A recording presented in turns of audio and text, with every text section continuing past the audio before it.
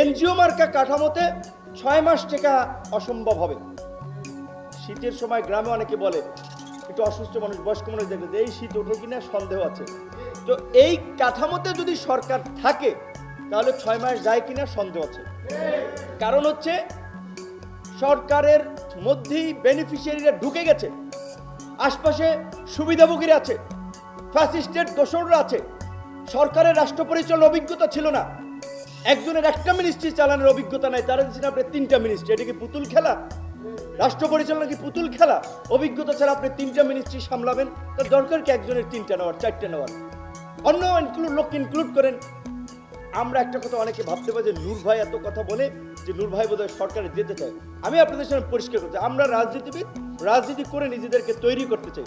আমার ব্যক্তিগতভাবে আমাকে যদি বলেও, আমি অ্যাডভান্স বলে দিলাম, আমি নিজে এই অন্তর্বর্তীকালীন সরকারের পার্ট হব না।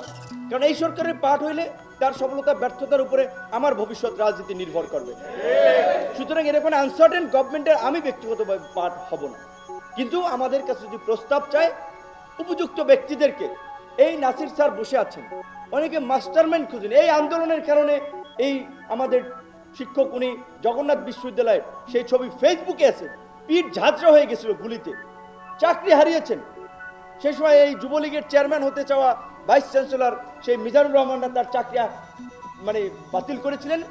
এখন পর্যন্ত বোধহয় আদালতের লড়াই ফাইট করেও এই 18 থেকে এই পর্যন্ত চাকরিতে বোধহয় এখনো সময় ঢুকছে, বেতন টেতন ক্লিয়ার হয়নি।